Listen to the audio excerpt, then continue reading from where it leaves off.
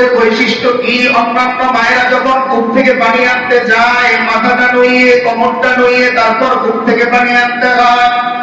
কিন্তু পৃথিবীর মায়েরা শোনো, আমি আমেনা যখন কূপের কাছে যাই, বালতিটা যখন আমি নিচে ফেলাবো, কে যেন হঠাৎ করে দেখি কূপের পানিটা এত উপরে নিয়ে আসে, আমি আমেনা বালতি দিয়ে সরাসরি পানি কূপ থেকে নিয়ে আসি।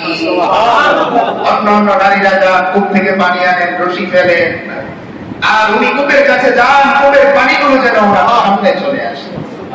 আমেনা বলে, যখন আমি রাস্তা দিয়ে হাঁটি, অন্যান্য সমস্ত মানুষ, আরবের রোদ কত কঠিন হয়, যারা সেখানে থাকে তারা জানে। আমেনা বলে, অন্যান্য মায়েদের রোদের কারণে চেহারা ঝলসে যায়, তারা সহ্য করতে পারে না, রোদের কারণে ছটফট করে তৃষ্ণা হয়।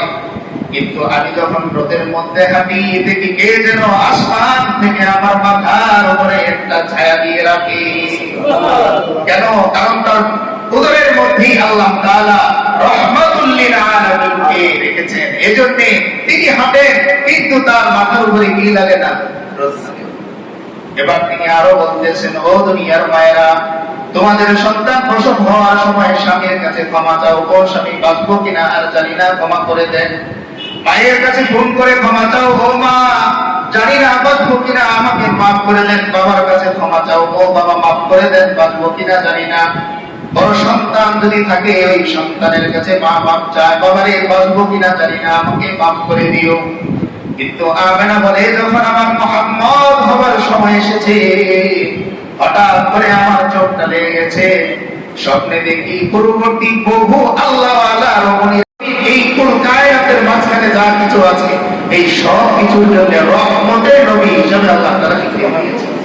আল্লাহ নিজেই স্পষ্ট বলেন, ওয়া মা আরসালনাকা ইল্লা রাহমাতাল লিল আলামিন।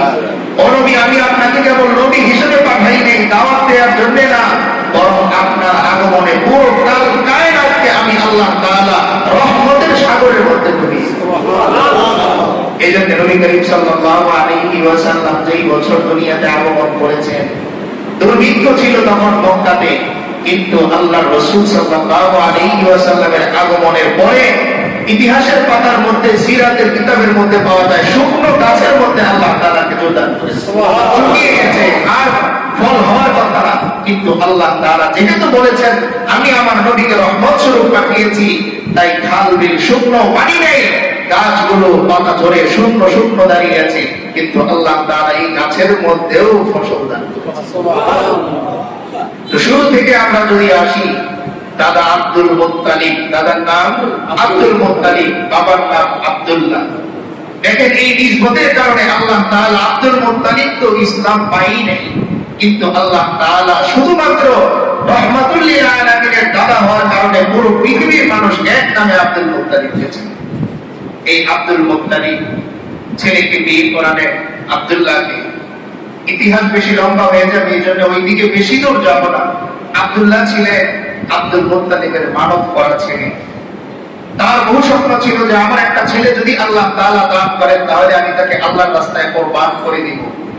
এরপর যখন আব্দুল্লাহ জন্মগ্রহণ করে, তিনি স্বপ্নে দেখেন বারবার কে যেন তাকে মনে করিয়ে দেয়, তুমি না ওয়াদা দিয়েছিলে আল্লাহর রাস্তায় কুরবান করবে, তাহলে কুরবান করো না কেন?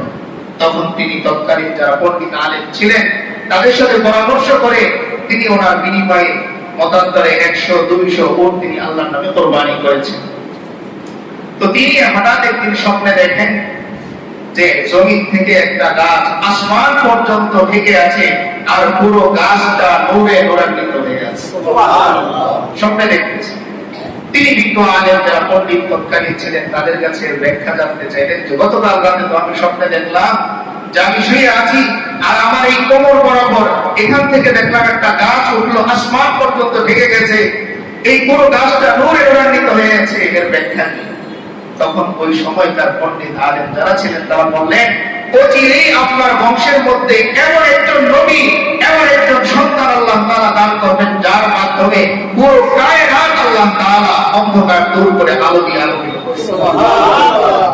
এমন সন্তান অচিরেই আপনার বংশে। এবার আব্দুল্লাহ যখন গর্ভে সন্তান আসলো, তিনি ইন্তেকাল করলেন। মা আমেনা রাদিয়াল্লাহু তাআলা আনহা, রাসূল করিম সাল্লাল্লাহু আলাইহি ওয়াসাল্লামের মাতা, তিনি সিরাতের মধ্যে নিজে বর্ণনা দিচ্ছেন তিনি বলতেছেন যে ও পৃথিবীর মায়েরা, তোমরা গর্ভে সন্তান আসার পরে মাস দুয়েক যাওয়ার পরে টের পাও। এখন তো পরীক্ষার মাধ্যমে টের পাই, আগে তো টের পাওয়ার সুযোগ ছিল।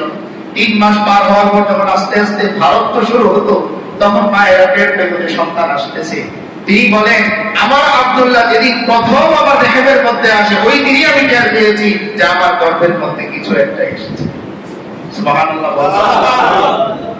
এবার তিনি রাত্রেবেলা স্বপ্নে দেখেন একজন ফেরেশতা এসে আমেনাকে বলে, ও আমেনা, সাবধান, সন্ধ্যার পরে তুমি ঘর থেকে বের হবে না, কারণ তোমার পেটের মধ্যে রাহমাতুল লিল আলামিন থাকে।